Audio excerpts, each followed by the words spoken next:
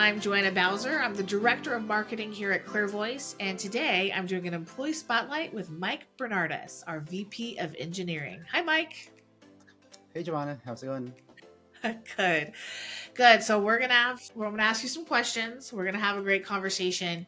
I'm excited to talk to you because you're like ClearVoice OG, or you might be the longest tenured employee at Um, this point. Is that right? Still? yeah, I think it depends on how you count it. Oh, sure. Yeah, Well, I want to start with kind of a broad question because I know you've played a bunch of different roles in the organization, but on the technology side. So tell me right now what your job at ClearVoice entails.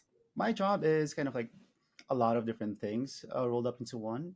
A big part of it is really going to be in the product work. A lot of engineering work, reviewing code, writing some code when I can, jumping in and fixing whatever is broken, especially in production environments where it requires a little bit more nuance and really got to be careful. And it's not just me; it's an entire team.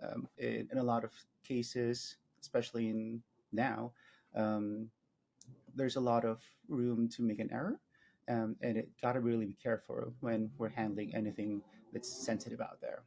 Sure. Sure. So I'm going to translate that for the content marketing folks that are Yeah. listening. So, um, at ClearVoice, we have a technology platform that's really the bedrock of all of the content production workflows that we have, and also the freelancer network and all of the discussion points between and ensuring that people can find talent, work with talent, run their content production, and Mike basically and his team make sure that that is working day in and day Yeah. out. Everything from innovation and making sure like we're keeping up with the times all the way through to like data security and making sure like everybody's information is safe and the whole everything And in between, right? yeah, our platform, our technology platform, is a what would typically be referred to as a monolithic application, where every user, every stakeholder, player is living inside one platform by the nature of the business. We have three major user groups inside a platform. We have the freelancers, we've got the customers, and we've got the ClearVoice staff as well. So if we look into each and every facet of the groups that are inside a platform, um, they almost behave differently based on who's using it. In one case, it's a marketplace. In one case, it's an oversight thing. In one case, it's a very tailored experience. So that leads to a lot of different complications and nuances that I mentioned earlier that Yeah. you really have to like have a handle on the entire complex scope and complexity of the entire operation.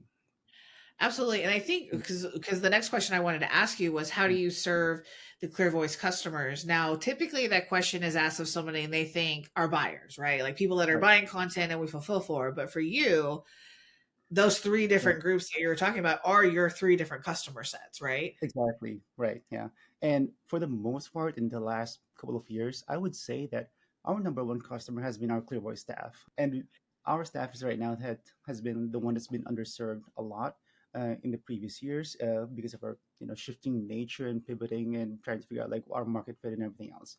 Now that we've got a more better general sense of where we're heading, we're able to now devote that time and effort to actually servicing our number one customer, which is our own people. Sure. Cool. Awesome. Yeah. So you've been in the world of content marketing for a while, even though you're really in the world of like product and software and platform development.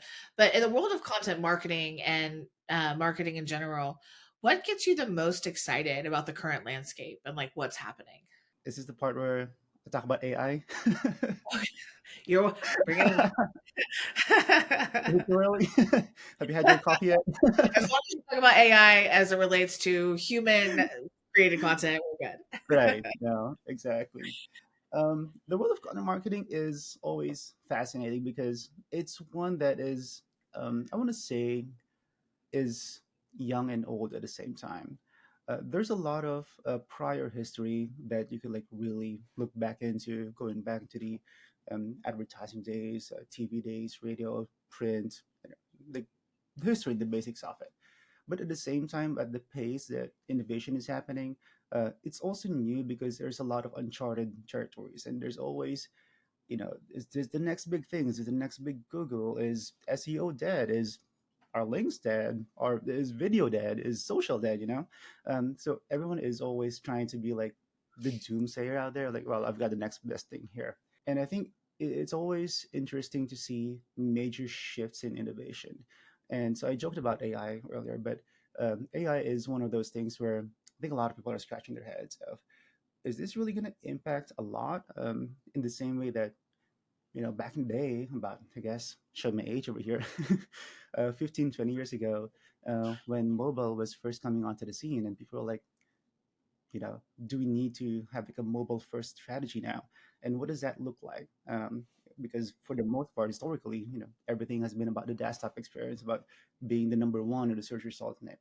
And then when you put mobile into the mix, how does that change things? Where all of a sudden, it's not 10 pages on a search result on a tiny screen, it's different, right? Right. And AI is coming up to be the same question, but it's a significant departure from how we do things. And part of that is because AI interfaces on a different medium Mhm. than what we're historically used to as traditional input devices. It's at a crossroads right now, I would say, con market of like, well, how do you grapple with the fact that one, we're switching away from potentially from the traditional UX inputs and now to a more conversational thing, and then two is that how do you then figure out like a way to get your brand and voice out there, and there's just a lot of things going on right now. Yeah, yeah, and Mm, it's funny because the next question I wanted to ask you was yeah, really about sort of how you've seen the industry shift over the past 10 years. Because again, yeah, you've been in the content marketing space on the technology side yeah, for a decade plus. Again, not to like show your age, um, but I think that you've seen a couple of different sort of watershed moments inside of yeah. content marketing, AI being the most recent. But what are some of the other notable ones over from the past decade? Um, there's been a push towards more video content, of course, and visual, Instagram, and all those things. There's been a shift towards more influencer marketing at ABM, and I think throughout all of these shifts and changes, um, what I suppose I could say is it doesn't really supplant like the previous generation. Hmm. What we're finding is that there's room for more players, and I think what we have to figure out is, are we at the saturation point on the number of like players or strategies or things that the economy of content marketing can actually support, or is there room for yet one more? Not everyone still has like a smartphone or uses a smartphone to do their browsing or web, and some people still prefer the desktop experience, right? So there's Right. still room for those kinds of strategies and experiences.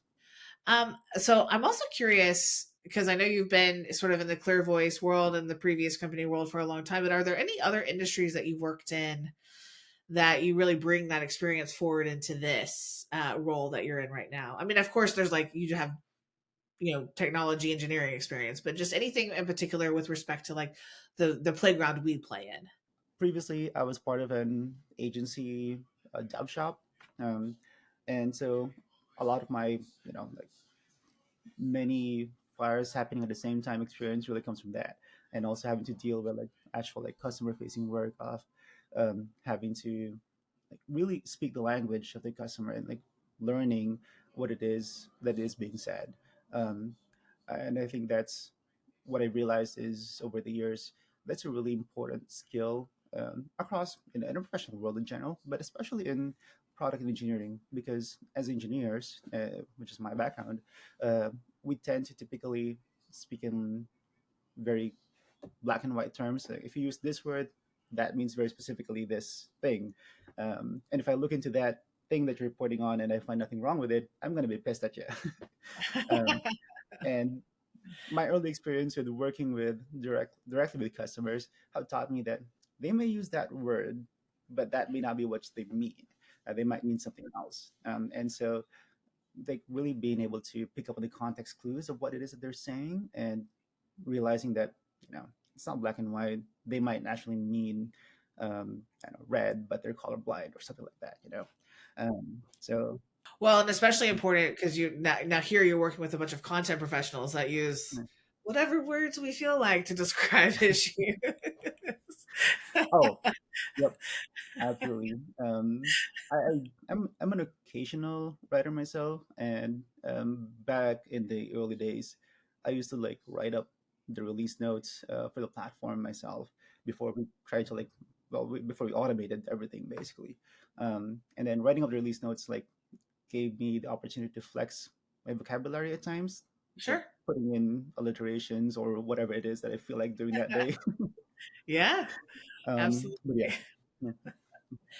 Well, I'm curious, and this can be career work related or life related, but do you have any special skills you're really proud of? And there's one that I hope you say, but I'm not going to feed it to you.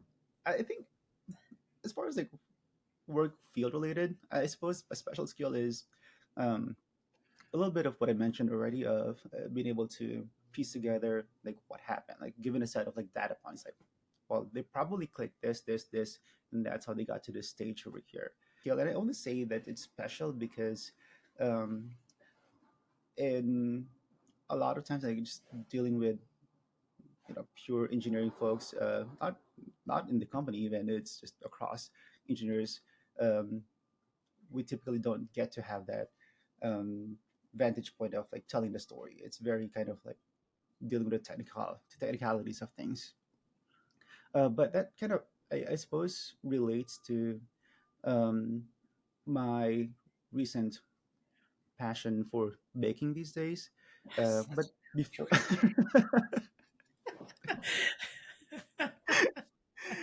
I've I've always been, I suppose, in the kitchen. I've been cooking, my whole life. I want to say, but I've only really started baking in the last, I suppose, 8 months at this point, to really explore it. And so I've been baking at least once a week now. Whether it's like I started off with brownies, now I'm shifting to cookies, and I suppose I like treating it the same way, where every ingredient, every step, I treat it as a data point, and like watching it how it happens, the story that unfolds, and figuring out like the recipes that I find out there, how to adapt them properly and contextualize it because I live in Arizona and it's a dry climate. So no matter how much I do, like if I just follow the recipe straight up, my stuff sometimes ends up very crumbly, and that's not what I'm expecting sure. out there. Yeah, no, I actually was hoping that you would talk about the baking and the cooking. Awesome, cool. Well, I one final question for you in this conversation today is like, what's your next step on your career to do list? Ooh, that's a big one. Um, on my career to do list, as I gaze out to the distance out there, um, there's a lot of things that I still want to do at ClearVoice. Being able to really like develop and grow um, everything, or the platform, the user base, our business out here. To be there and be at the front seat of like that happening is still on my to do list out there. Awesome. Cool. Well, I appreciate you sitting down to talk with me today. I actually learned something new about every single person that we do one of these conversations with. So, All right. yeah, thanks. Thanks for sharing and talking about AI and talking about cookies and, all the things. Yeah, no. Thanks for having me. And for those watching, thanks again for joining in. If you have any questions about content marketing or need content for your business, come visit us at www.clearvoice.com.